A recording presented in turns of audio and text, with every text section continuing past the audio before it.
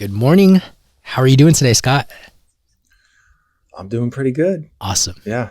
I'm happy to have you on. Happy to be on. Heck yeah. Yeah. Happy to be here. Cool. There is this one way that I love to start the show, and there's no right or wrong answer. What's good Okay. dough? All right. From a literal standpoint or a figurative or both? There's no right or wrong answer. Hit me with it. Yeah, that's true. Good dough. Good dough is, dough with intention. I always say proper mixing, proper fermentation, proper baking. If you have those three, I think you're going to have good dough. And obviously good flour. You got to start with good flour. But I think most of the flours out there these days are decent. There's better ones than others, but it's all a matter of preference. We just had a clubhouse discussion this past Wednesday with Peter Reinhardt, and he was kind of talking about just how everything vibes off of each other. Flour, the hydration, baking. It's like you can't just get the right flour and consider it a win. It really is all a process that relies on one another. It is certainly a process, and a process has to be carried through, pretty scientifically. I mean, when you have a pizza shop, sometimes you're caught in a bind and you got to do a fast rise to, sometimes you have to do certain things in the real world. But typically, sticking to your process, I would say, and being consistent is good dough. You were the owner of Pizza Head, a very well-respected pizza business in St. Louis, a vegan pizza spot. We met at Pizza Expo. I sat through your demonstration, and that's kind of how this relationship started. And I was amazed at, just your knowledge of vegan cheese, which is something we're going to be talking about, but also, from chatting with you, your business acumen is on point. And maybe you can talk about just how you became this person in the pizza world. I started like most people, making pizza at home for about 10 years, just as a hobby. I had another career. I always dreamed about opening a pizzeria. Finally, in 2014, I got my opportunity to open my first place, which was a wood-fired Neapolitan pizzeria, which was vegetarian, by the way, not all vegan. And Pizza Head was also vegetarian, so we did have dairy, but we specialized definitely in vegan pizza. But the market here wouldn't support an all-vegan pizza spot. So I got started actually through losing my job twice, which I saw as a sign, from above that, hey, it's time to open my pizzeria and become that entrepreneur that I always wanted to be. And sure enough, I scrapped together some money that I had, and didn't cost a lot to open here in St. Louis. And I just basically got a space bought a wood-fired oven from Mara Forney. It was an old Mexican restaurant that I took over. So there was some kitchen stuff in there. So I didn't really have to build out or do anything. So I just kind of opened, didn't really change the interior, just threw in my oven, got a logo, got a name, made a menu, and just opened. And it was pretty much a huge smash success. I was chef, owner, and manager, making all the pizzas. We got a lot of accolades. We did pretty well. Although financially I was making money, I was making a living, but it just wasn't, and the area was not my first choice. So after about a year and a half in that, I said, I want to open a New York style pizza place. And so I ended up selling the business after 3 years, and then opened Pizza Head in a different area where most of my customers were coming from for pizzioli. So I was the first vegetarian pizza place, I think, at least one of them in the country. And then I was the only place doing vegan pizza in St. Louis for sure. And so I had both places for about 6 months and almost killed myself. It was way too much. It was two different models. So I ended up, again, I sold Pizzioli, opened Pizza Head in 2017. Pizza Head was a huge success. Maybe there was a couple reasons for it, not just me, but there was just pent up demand in the area where I was. I was really literally the only slice place in St. Louis City proper in 2017. That's cool. It was a smashing success that, again, not necessarily attributed all to me, but to the fact the market was just so hungry for a pizza place, a slice place. So then COVID hit. So we closed down the inside. Then we became very more tech savvy, and we started doing online ordering and all that. And then as time went on, I had plans to open back inside because that was the original vibe. And whatever. It just, I got approached by somebody, that wanted to buy Pizza Head, after being the owner for 4.5 years. And I just thought it was time to, it was either sell or, reinvigorate Pizza Head, because I had gotten kind of bored, so to speak, or not bored, but it just wasn't as fun as when we were open inside, because that's really what Pizza Head was about. So anyway, I decided to take up his offer, or he offered to buy it, and I had a price, and we settled, and we closed in December, and now I'm not the owner of Pizza Head anymore. But I enjoyed the 8 years that I was in the business, and I'm still doing stuff at the expo this year, and I still plan to be involved in some way. I'm just not sure yet how. You mentioned, smashing success, which is something that everyone wants when they first start a business. When it came down to it, why did you choose to start with a wood-fired joint first and then transition to New York? When I was making pizza at home in like the 2000s, it just seemed so interesting to me, to the wood-fired pizza. And so that's what my passion was in the beginning. I just realized that economically, St. Louis just, it's a second tier city. It's a great place for entrepreneurs because there's not a lot of competition, and it's low barriers to entry. But the style of pizza, because St. Louis has its own style of pizza called St. Louis style pizza. I don't know if you've probably heard of it. So St. Louis just didn't really take to the Neapolitan craze that was happening. I ended up getting a space, which is a whole nother great story, right on the main drag in this area called Tower Grove South on South Grand Boulevard, where it's one of the best dining locations in St. Louis. A lot of different ethnic or different cuisines from all different parts of the world. There's a couple vegan spots. I mean, it's just a great place to land. And sure enough, my sales were 2.5 to 3 times more at Pizza Head than they were at my first place, Pizzioli. And it was order at the counter model, not a sit down. People love slices. I don't care where you go in the US. People love a New York slice. It's just, I don't know what it is about it, but people just love a New York slice. So as much as I would say the pizza was better at my first place, better in the sense of higher, just more gourmet, Italian flour, wood fired, crushed tomatoes, all that. And then my second place, Pizza Head, was more traditional corner New York slice type of place. You changed it up, the location, so that you could be in an area where like people associate like a foodie central. And it sounds to me like you just made a simple business decision.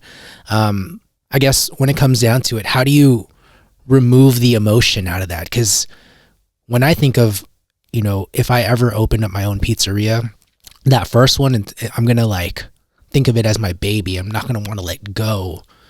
How did you remove the emotion out of that choice to get the second restaurant and then inevitably switch over to it? And maybe you can even include, was the plan after getting the second restaurant to move on, or were you trying to just juggle it and see if you could make both happen? No, I never wanted to own two at the same time. It just so happened with the timing. But emotionally, one thing about me is I'm always business. I'm never personal. And that has helped me in a lot of ways, but it's hurt me in ways too. How Because so? let's put it this way. I'm not embarrassed or ashamed that I opened the place. I want to make money. I want to make a living. Okay. I'm not ashamed of it. I don't think there's anything wrong with it. I think a lot of people go into this, oh, it's not about the money. I just want to make great pizza and serve people. And meanwhile, they're out of business after a year. Yeah. So the thing is that I just take everything in balance, meaning that, yes, I'm not in it solely for the money, of course. I'm in it because I want to serve customers. I want to make great pizza. I want to make people happy, and I want to make money at the same time. So I think there's a balance. I was able to make good money based on my intelligence and being able to run an efficient operation, not making money on the backs of exploiting people, or I pay my people really well. I just streamlined my operation so I could pay people really well. And we didn't have a salad at Pizza Hut. We were just solely pizza. My operation pretty much ran like a Swiss watch, and so I was able to have a high profit margin, but at the same time treat my employees well and pay them extremely well. I had a very low turnover rate with employees, but on some level, sometimes the business, being so business and not personal. Maybe people assumed I was like some kind of cold calculator who, was only interested in, making a profit, which is crazy because it's not true at all. But as anyone who's listening to this knows, who owns a pizzeria or owns a restaurant or owns their own business, they know that, it's a 24/7 thing. You're going to get hit from a lot of different angles. You're going to get a lot of praise for sure, but you're going to get criticism too. Yeah. Let's talk about, selling a pizzeria, because you've done that twice, which is impressive, and you have some experience to share with the listeners. I had been I have my degree in business. I have an MBA as well. And, my former career, which was private equity real estate, we would buy properties for funds that would have, they would be closed-end funds. So they would have a timeline. So, when you're buying an investment or you're buying real estate, you got to have an exit strategy. So not that I went in with the idea of selling these businesses, because when I opened my first place, I didn't even necessarily, I wasn't planning on selling because I just opened. So, but I did always have the idea that I was going to create a brand and I was going to create something of value that I could sell at some point. Right. And I think for anyone out there who's listening, who's opening a pizzeria or has a pizzeria, at some point, you're either going to do this for the rest of your life or you're going to want to get out. And if you want to get out, if you build something with value that somebody else wants, it's kind of like real estate. If you have a house, if you do it in all pink, or not that there's anything wrong with pink, but I'm saying like if you do it to your own personal tastes, someone else might not want it. Yeah. You have to create something that somebody else could possibly want, because there's the value. And then you can, instead of just getting out of the business and, maybe getting 10 cents on the dollar on your equipment, you can actually sell something that has value. So at some point, if you do want to pass your pizzeria on to somebody else, then you got to do everything by the book. How does one create value or show value? You have to be transparent with your numbers. That's the main thing, because if your sales are 600,000 to 700,000, but somehow you're doing the accounting to make it look like your sales are less, and you're putting all these expenses in, and you're showing a little profit because you don't want to pay as much taxes, and you're doing all these different things. So 4, 5, 6, 7, 8, 10 years down the line, you want to sell your business. Okay, the buyer's going to be like, they're going to come and look at it, and they're going to be like, well, wait a second. You're trying to sell this business for X, and you've only had this much profit. So I would recommend, one, you keep everything on the books. 2, you create a brand that people want. 3, you have a good operation in place to pass on to somebody. And 4, you use professionals, whether it's a lawyer. I use St. Louis Group, which is a business broker in town for both sales. I use the same broker. I actually found the buyer myself for Pizza Head, but he found my buyer for my first place. But I still, even though the buyer reached out to me, I put him in touch with my broker. I wasn't going to be cheap and be like, oh, I want to save the commission, so I'm going to do it direct with him. It's a hefty commission. It's not just chump change.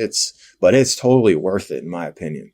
So it's always been my business philosophy to, you got to spend on the right things and you got to not spend on certain things. And I think a lot of mistakes people make is they spend on the wrong things, and then they're cheap on the important things. So, to be business savvy, so to speak. And again, if you're a pizza maker and you want to open your own business, you're a business person, whether you like it or not. Understand you're a business and act like a business, but at the same time, you should not be so like cheap that you're skimping on certain things, like you're skimping on, So the way you do well is to streamline operation. That's one of the things I talked about in my talks at the Pizza Expo. As far as streamlining, and let's just say you have a sauce that you're using that takes a lot of labor and not that many people order it, but you want to keep it on the menu for emotional reasons. Again, don't let emotion get into your business. Say goodbye to your grandma's sauce. It's not happening. Well, again, why people aren't profitable? Let's say you have the healthy sales, because some people just don't have the healthy sales, whether they're, they don't have the right product for the market, they're not pricing right, whatever. Well, let's just assume you have the healthy sales, but you're still, your profit margin's 10% and it should be at least 20. Why is that? Usually it's because you're not scheduling your staff properly, or you're spending too much on labor on things that aren't really bringing you enough revenue to justify all that labor for that specific thing. We kind of talked about the relationship of flour and fermentation and baking earlier, and there is a specific relationship to restaurant math that you break down so great. I'm just going to refer everyone to that Pizza Expo talk. It's on YouTube, an hour of goodness. Seriously, look at it. And it's like, if you're not profitable, you can find ways to adjust. I think you break it down in 4 sections. Like, you can adjust your labor, you can adjust how much profit you get at the end of the day, you can adjust, a bunch of things, cost of goods, whatever. But it's all, it all comes down to one pie, and some pieces of the pie can get bigger or smaller depending on how you do it. That formula is a great formula, that the one you're talking about, where I talked about it at the expo, and I did get that from a book. But I've been able to use it and help people with it, which I think is amazing. One of the most amazing things I ever learned when I was getting into this business was that book called Restaurant Man. I don't know if you heard of it or heard of Joe Bastianich, but he had like 40 restaurants. Wow. I don't know what he's doing these days, but he had that formula, the 30-30-20-20 formula. And, where you are in the Bay Area, you're going to end up paying more, in rent and things like that than you are in St. Louis. So like you said, different ratios might be a little different depending on which market you're in. But I think as an independent pizzeria, you want to be in that 20% profit range to be healthy. And if a restaurant's not making 20% or at least over 15, then there's something wrong. Okay. I want to actually try to challenge what you're saying here. And, I think everything is relative. It depends on kind of your end goal at the end of the day. Because, I've seen in this day and age, some technology companies run at a loss, but then they build their brand and then they eventually get to profitability. And they build their sales up. And I think even though you kind of said earlier, like, if you're not making 20% profit, you got to work on that. But I also think that, like, even if you're making a little bit of profit and you are making that move in an upward trajectory, but you're also building brand, there could be cumulative effects. It might be risky because you can get the carpet pulled right from under you, but it's also one way of doing things. Do you feel like that is a reasonable way of looking at a restaurant? Also, again, it depends on your location. If you're in New York City, Los Angeles, San Francisco, you're probably going to have to pay more money up front to open than you would in St. Louis. But I agree and with some of that, but like a tech business or something that requires, pizzeria requires capital investment. So the way I approached it was, I didn't have a lot of money to start. So, let's just say no investors. Bootstrapped it yourself. My dad was always like, no partners. I can't even tell you how many people I know in this town who started as partners and buddies and hate each other now. Like or just don't. I mean, anyone out there who's had partners, they probably, again, I'm not against partners. It has to be done the right way. And that's a whole nother topic. Otherwise, it could end in disaster. And I've seen time after time after time partners here in St. Louis that have opened and end up not talking to each other anymore. So let's just say there's different approaches you can take to opening. Let's talk about pizzerias because that's what we're talking about here. So I moved into a place that was a restaurant already, which I highly recommend for anyone just starting out. In other words, don't build out from a white box where you have to put in all the infrastructure, because what's going to happen is a lot of times someone else is going to benefit from all your work and money that you put in. So starting with a restaurant that already has the infrastructure in the pipes and the electricity and all that stuff. So there's two ways to go about it. You can DIY, and like I hated the interior of the place, my first place, but I knew that spending money on that in the beginning was not smart. Mm-hmm. So after a year and a half, I did a remodel.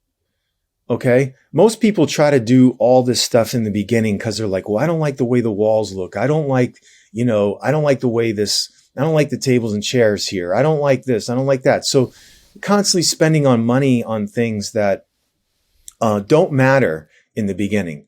So some people want to open a restaurant, so they'll get investors and they'll spend $500,000 on a build out. And then they're behind the eight ball when they open. So for me, I didn't have a lot of money and I didn't want to get partners.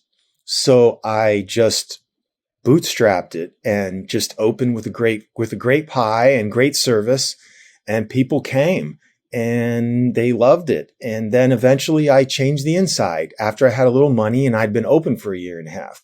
Then I loved the inside after that, but I was patient. Even though I hated the interior, I realized that it wasn't smart to spend $50,000 to $100,000 on an interior remodel right when I first opened. So, basically, there's lots of ways you can open a place. Again, I had my limitations were that I opened by myself and I didn't have partners, so I had to do everything myself. So in some ways, that was that limited me. And same thing with Pizza Head. I was doing it all by myself.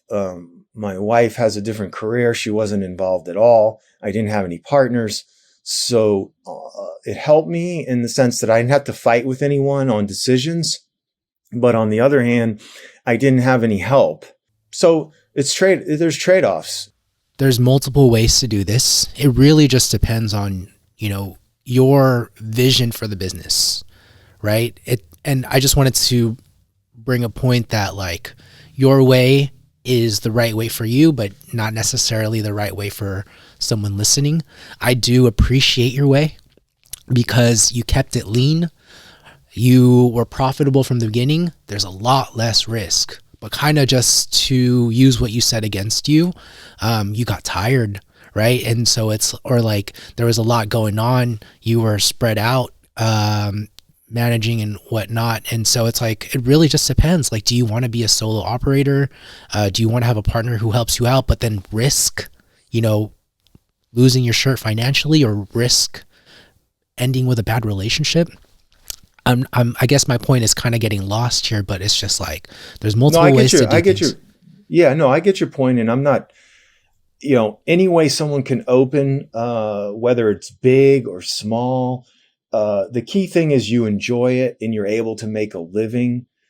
So, I never had the stress of worrying financially about whether I was going to make my expenses every month.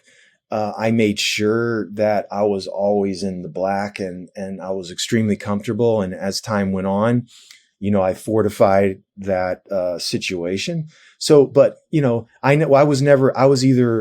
had many opportunities to open multiple places or take on investors and do all this stuff, which again, there's nothing wrong with it, but I guess I'm more of a control freak type person where, like you said, that was also helped me, but it also, maybe at the same time, I wouldn't say hurt me, because I guess hurt me in the sense of, I wasn't ready or willing to kind of take the next step, which could be that's why I ended up selling Pizza Head instead of like opening Pizza Heads, in 10 different cities, let's say.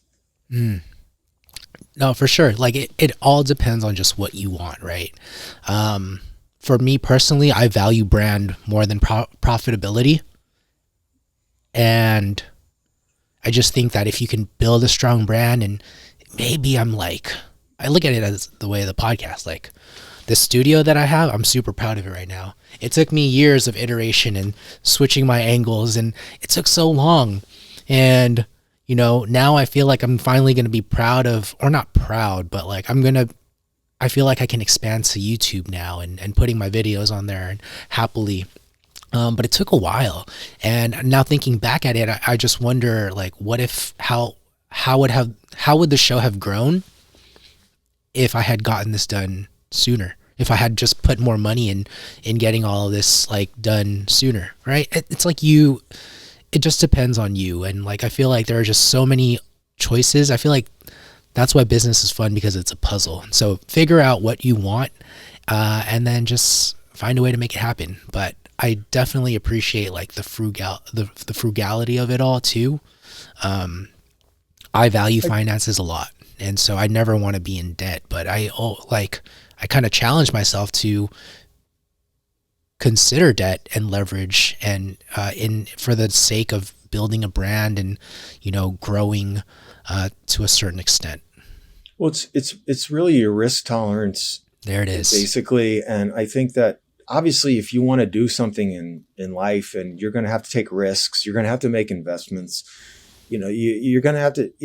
You're never going to get anywhere if you don't take risks. So it's a matter of how much risk do you want to take, and are you is someone realistic, or like the one thing is whether you, no matter which way you do it, you always have to think things through. Okay. And a lot of people rush into different things and they don't think everything through. I see it all the time. Because if you don't think, you're going to get blindsided here and there once in a while. You can't plan for everything. But I think the reason I was so successful is because in high school, I played football all these years, and our coaches were amazing. And we had this sign in the locker room, and it said, "The will to prepare to win is much more important than the will to win." I love that. And the thing is that everyone has the will to win, but not many people have the will to prepare to win. And that is really the difference, in my opinion, between those that are, let's just say, you can still be successful with not having the will to prepare to win and the will to win, but most of the time you're going to have more bumps in the road. And you're going to have more issues that come up and more problems. Not that you can't overcome those, you can, but having the will to prepare to win makes you sort of have a lot of foresight into, okay, if I move like a chess game, if I do this, and this could happen, or this, and this can happen. I guess if you're not happy with your operation or you're not happy in your life right now, then, take the steps, and what are those steps? Again, it may be corny, but the 1,000-mile journey starts with one step. Yeah. So following the steps, don't be patient, I think patience is the most important quality you can have. Underrated too. Yeah. And that's another thing. I've always been patient. I've never, I've realized over life, I'm 54 now, and I've realized that patience is, it's said in, the patience is the only strength you need. There's so many things I want to just highlight there. 54, patience. In the world that we live in, it is possible that you just lived half your life. So take that into consideration. You have a whole nother half to live. I'm 30. I am still impatient, but I am so less impatient than I was when I was 25 or 20. Like, I'm chilling right now, knowing that the next 10 years ahead of me is like, I have a whole decade to kind of, get a business going. And even if at 40, I don't get that business going and it doesn't pan out, then I have another decade and many more to go to kind of get quote unquote successful and catch my win. I was 47 when I opened Pizzioli. Woo! What is your plan for yourself now that you don't have Pizza Head? I'm kind of formulating that plan right now. Luckily I've done, I did pretty well the last 8 years and I have some breathing room right now. Congratulations. And, I did sell the business and I would like to be involved with vegan food and pizza in some way. I mean, I've thought about changing directions completely and going on to another type of business, maybe a retail business or a clothing line, or, I have a lot of interests. I'm an artist. I would say ultimately I'm an artist. And, but it's hard to make money from art. I want to find something, right? Well, you have to find some art that's commercially viable, and pizza was totally commercial. Pizza Head was really an art project for me and a business project. So my plan right now is to, I'm actually working with my wife because she's all into this vision board thing. And so I've been trying to work on a vision board, so to speak, as to like what I want for my future. Yeah. And I love that. I'm looking at mine right now. So, so all I would say too is that, it's never too late, no matter how old you are, to follow those dreams. I had to wait a long time to open my pizzeria. I mean, some people like my friend Scotty, he opened his business in Portland when he was in his 20s. And I had to wait until I was in my late 40s. So as far as my plan, I don't know if I want to work 14-hour days again, but I could see myself owning a cafe that does vegan food, is open from maybe 7 to 3. I don't want to do a night business anymore. I absolutely do not want to do something that's open late at night or at night. So that might rule out pizzerias for me, but I could still do, like I said, some kind of cafe where some kind of form of pizza could be a part of it, but not like the main thing. Or I could do some pizza consulting if, I think I have a lot of knowledge. I could help a lot of people out there. And like we talked about offline, if people see the value, I know people see the value in, taking on consultants that show you how to make the greatest pizza in the world. But how many consultants out there really show you the business, the nuts and bolts of owning a business and making sure you're rewarded for your hard work. And that hard work allows you to feed your family and pay your mortgage and keeps you in business. I love that. You know, vegan is a huge trend right now, and there's never enough education for business, and so I think you can go both either way. And maybe you can start by consulting me on how to make some bomb vegan cheese. Sure. I started the vegan cheese in 2014, the cashew cheese, and I have to give Paulie G credit, because I think I saw he was doing it way back, maybe in 2010, 2011, because he was, opened the place in New York, and the coastal places are just, they're more on the front end of the trends. So I thought, oh, I'm going to make the cashew cheese. I didn't make it like him, but I made it my own way. So the cashew cheese that I made originally is still the one I make now, which is basically just raw cashews. You can soak them or not soak them. And then olive oil, garlic, salt and pepper, lemon juice, and water. And that's pretty much the recipe. And I tell at the Pizza Expo, I always say I don't give an exact recipe, because I don't even use an exact recipe. And I think you can, depending on what type of texture you want, we did a little more chunky texture, and then we'd mix it with the sauce at Pizza Head. And it was, that was the same pizza you ate, basically. Basically, the pizza you ate was the exact pizza we do at Pizza Head at Expo. So that, my first place, we would dollop it on like mozzarella, because the pizza's cooked in 90 seconds. So we would make it, and then it would like roast. So the cashew cheese roasts, it doesn't melt. And so again, it was cashews, raw cashews. Now, if you soak them, they're going to blend a little easier, and you're going to get a little smoother texture. Cashews, salt and pepper, garlic, olive oil, lemon juice, and water. And that way you can you can add nutritional yeast if you want. And I didn't add it just because I didn't think we needed it. And it's also very expensive, and it just wasn't necessary. But, at home, you might want to add it for a little bit more, flavor, so to speak. I know some people do different cashew cheeses different ways. I think at Purgatory Pizza, I think he freezes it and then shreds it or something like that. I heard on one of the podcasts he does. So there's a million, there's obviously different ways to make it. I just kept it simple, and I'm going to be doing, actually this year at the Pizza Expo, they got me doing 2 demos. I'll be doing the cashew cheese demo by itself, and we'll be making some pizzas with some cashew cheese. And then I have a vegan pizza demo, which I'm probably going to use some different types of products for that. Probably maybe a little bit of the cashew cheese, but more like the vegan shred cheese also in that demo.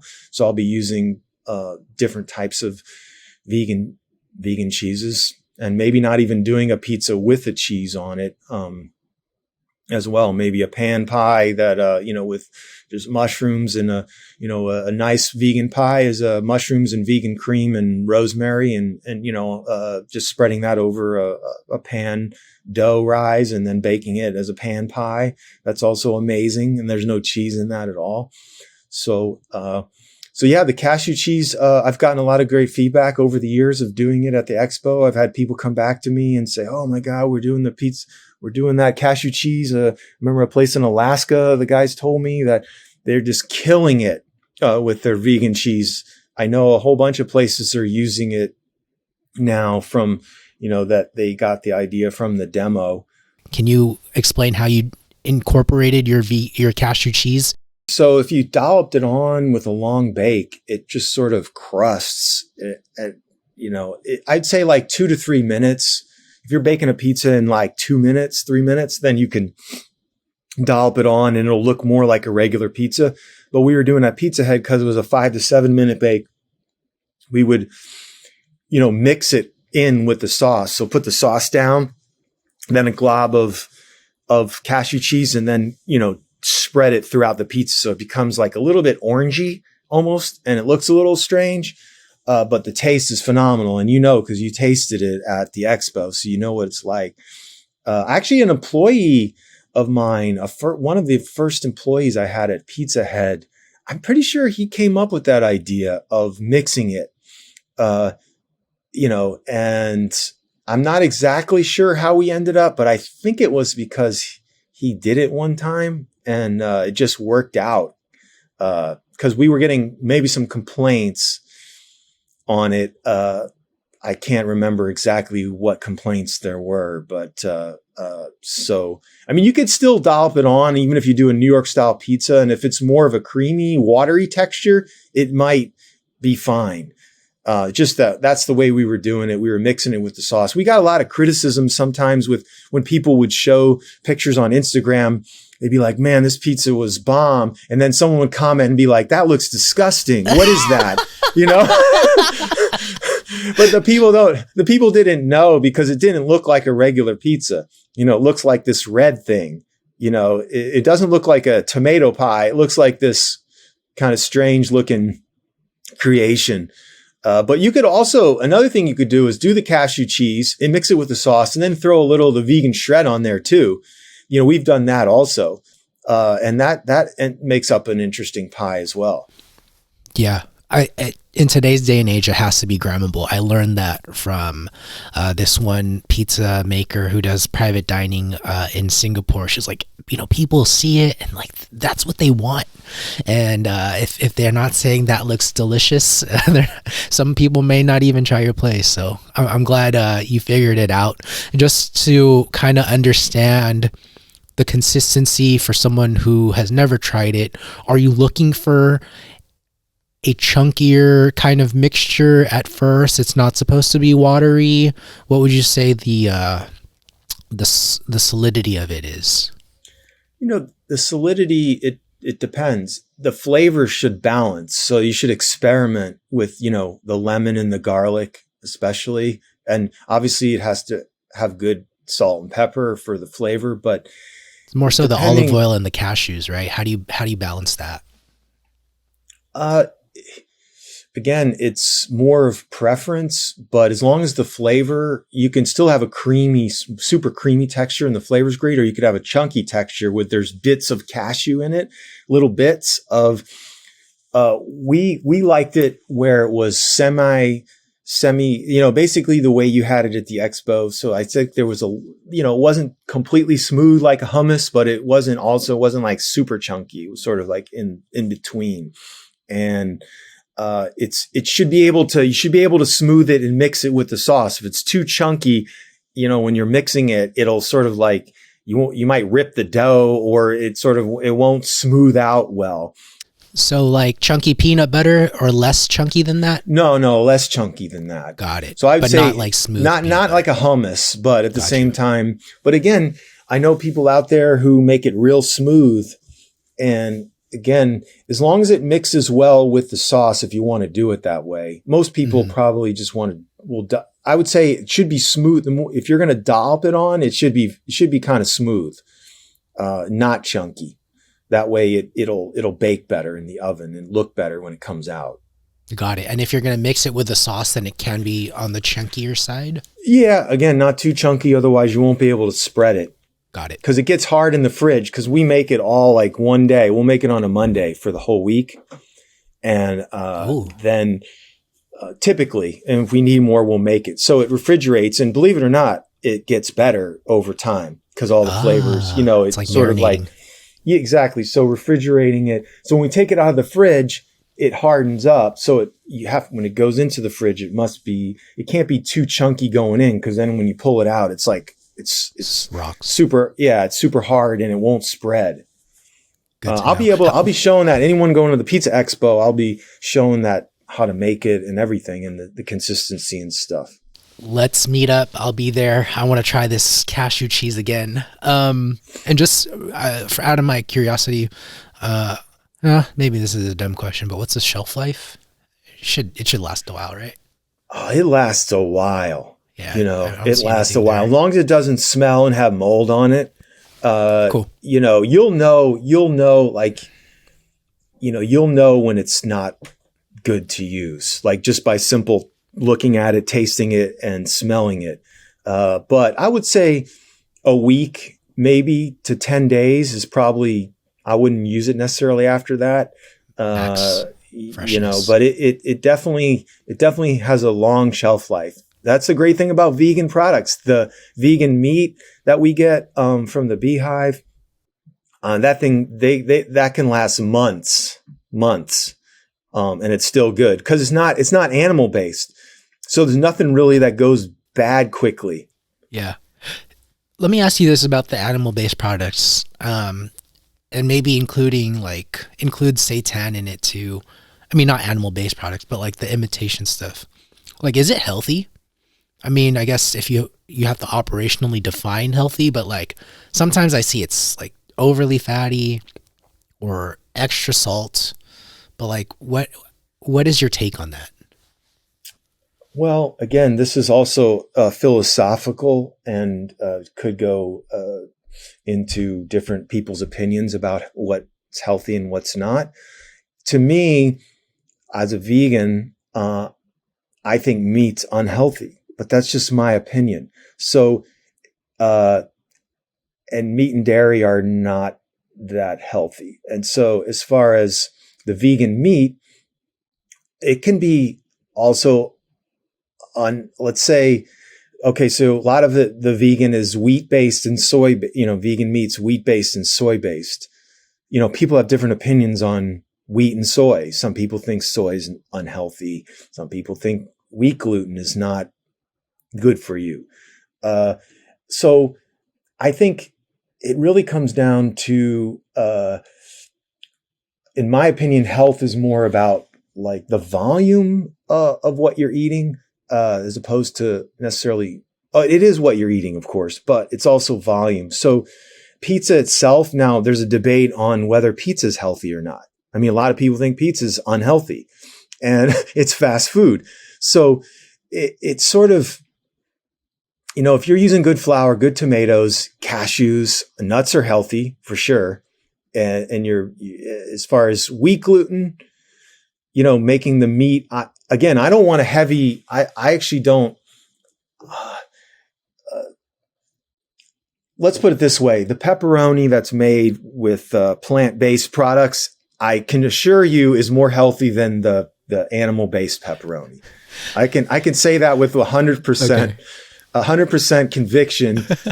And without getting into like politics or anything like that, I can guarantee you that obviously eating plant-based pepperoni is not going to raise your cholesterol. It's not going to fatten your arteries, like the pepperoni, the meat pepperoni. Can we agree on that? Okay. Or no? Yeah, I think so.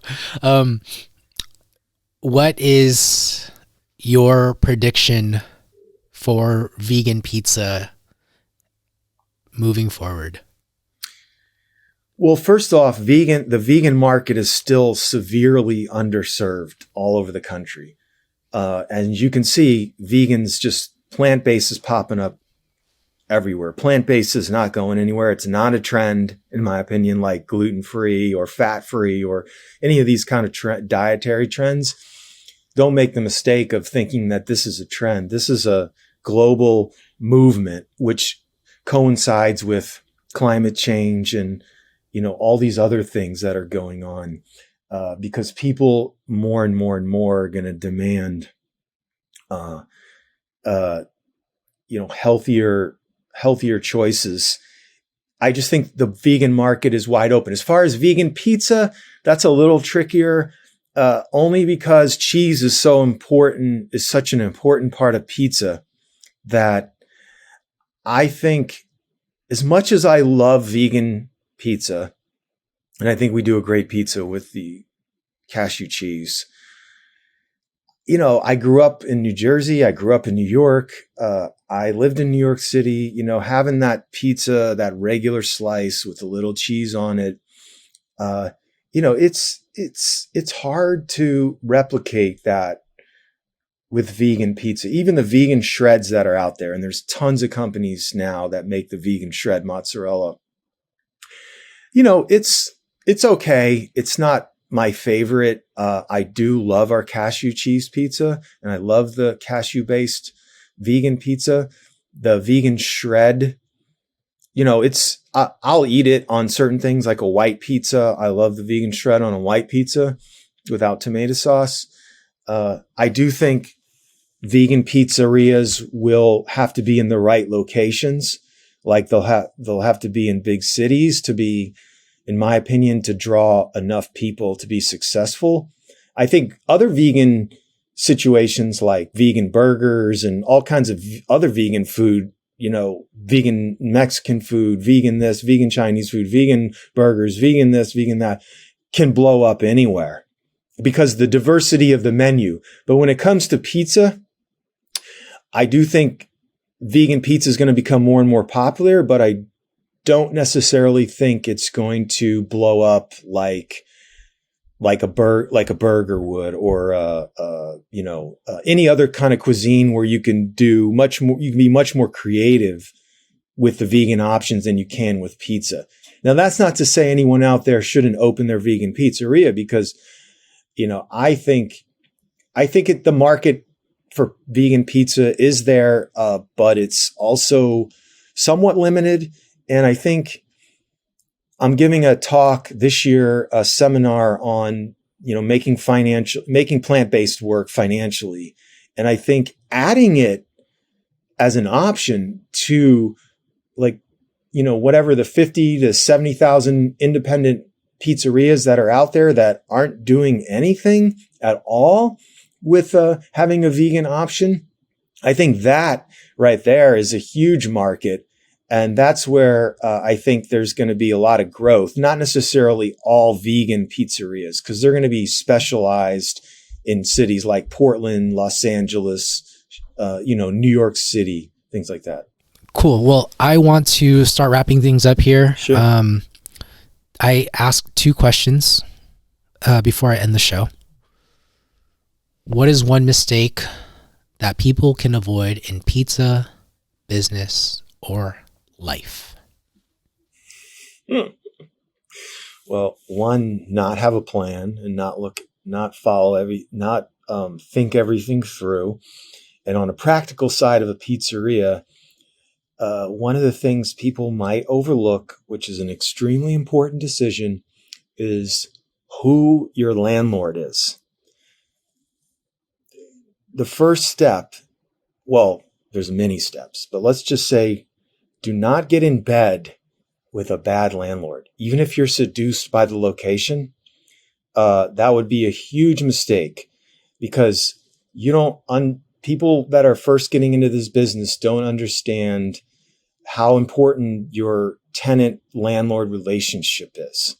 And luckily, maybe not luck, but I've had 2 great landlords at both my places. The second one was better than the first, but the first wasn't the best, but he wasn't a bad landlord at all. And my second landlord was amazing. He was just a great guy who was honest, and he understood that the success of his tenants were his success. So you have to be very careful if you're opening a pizzeria. Again, who your landlord is. So I would say that's one important thing. People might, just think it's not that important. Oh, I got to get a space, and this is a great space, and I'm just going to rent it, and I'm going to open my pizzeria, and I'm going to be successful. A bad landlord could ruin your business. Trust me. Ooh, I love how you went into detail. I think we've definitely covered that in different, shows. Your landlord is your business partner, but I love how you explained it. The landlord that wants you to succeed is going to win too. And excellent. So key. Great advice. What do you want to leave the audience with today? And before I say that, thank you so much for all of the value you've given us so far. Thank you for having me. It's a pleasure, and it's an honor to be on your podcast. I would say, go for your dreams. Don't be shy. Be confident. But at the same time, be patient. Things take time. And have a plan. Like I said, make a plan, but also be open to what the universe shows you. Don't be so hard-headed that you're going to do whatever you want to do, even if doors keep closing. because the right path will open up for you if you're patient, and you will know. You will see the doors open, and you will see the doors close too. And you'll see when it's time to, for me with Pizza Head, it was just time to sell and move on and do something new. And sometimes the universe is pushing you in directions you think you don't want to go. But if you just trust, I would say trust, and have patience. One of my favorite words, trust.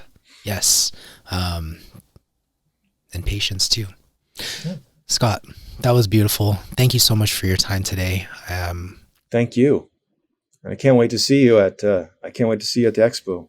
Heck yeah. I think we can get this episode out before expo starts. That way we can prime people to go to your event, and it'll be fun. I think people are going to learn a lot from you over at expo. Their lives are going to be changed when they have that cashew pizza. Well, you enjoyed it. So that's a good It wasn't sign. Just me. Yeah. Sirhan was there. Ryan from Sanctuary Pizza. I don't know if you've met Sirhan before. Oh yeah, I've met him. I know him. Yeah. Yeah. Of course. And then Ryan, Sanctuary Pizza, he was the other guy with us.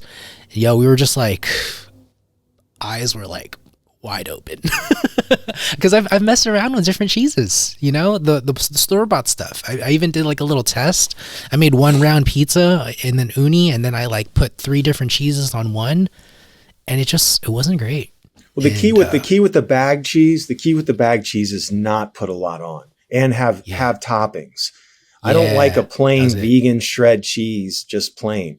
So my advice is with the shred and the bag stuff, put toppings on and don't put a lot on, because then you get the right, but the cashew cheese, have you experimented at home with that at all? Not yet. I'm going to, after this episode airs. Yeah, so cashews, raw cashews, olive oil, salt, pepper, garlic, lemon juice, water. That's it. It's on. Perfect. It's on. In a blender. Yeah. In a blender. Yeah. I'm looking forward to it. All right. Thank you for your time. Yeah. Thank you. And we'll be in touch. Yeah.